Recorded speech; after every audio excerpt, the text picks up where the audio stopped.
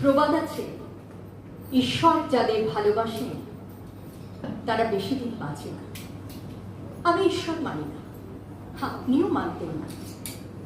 ওইটুকু তো ছেলে আপনি, একটা থাপ্পড় খেলে উঠে দাঁড়াবার মতো জোর ছিল না গায়ে। শীর্ণ কান, সরু কবজি, সন্ধেবেলায় কাঁপতে কাঁপতে বেঁচে থাকা। যাদবপুরের বেডে যখন আপনি শুয়ে, সারা ইউরোপ তখন কমিউনিজমের ভূত দেখছে। আমেরিকা ভুরু কুচকে কাঠি দিয়ে ঘেঁটে দেখছে কার্ল মার্কসের লেখা, আর আপনি তখন একটা রোগা ছেলে এসব ভয়ঙ্কর লেখা লিখছিলেন। ভয় করতো না? পুলিশ যদি আপনার কলার ধরে মরা বেড়ালের মতো ডাস্টবিনে ফেলে দিত, কি করতেন আপনি? ওই তো আপনার ফুসফুস, আর ওই তো আপনার শরীর। সারা শরীরের মধ্যে জল জল করত চোখ। কি অপূর্ব দুটো চোখ! এক চোখে শ্রাবণ, আর এক চোখে কিউবার মতো রাগ। আমি স্পষ্ট দেখতে পাই দুটো শীর্ণ হাত আপনি এগিয়ে দিচ্ছেন।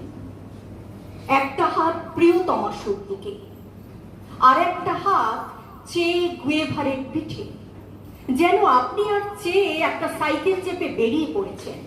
সারা রাত ল্যাটিন আমেরিকায় সাইকেল চালিয়ে ভোরবেলা পৌঁছবেন পাবলো নেরুদার বাড়ি।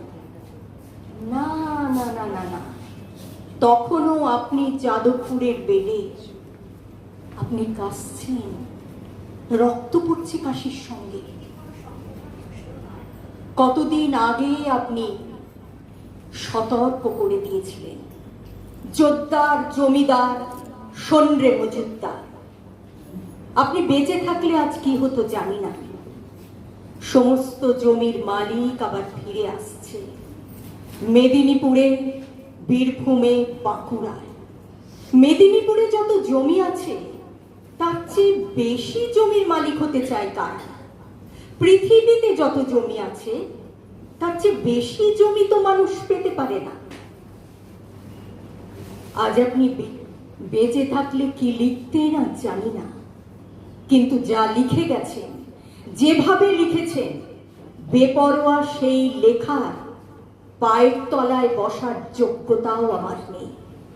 একটা বিপজ্জনক লাইন লিখে ভয়ে মরি, বারবার কেটে শিল্প দিয়ে ধুয়ে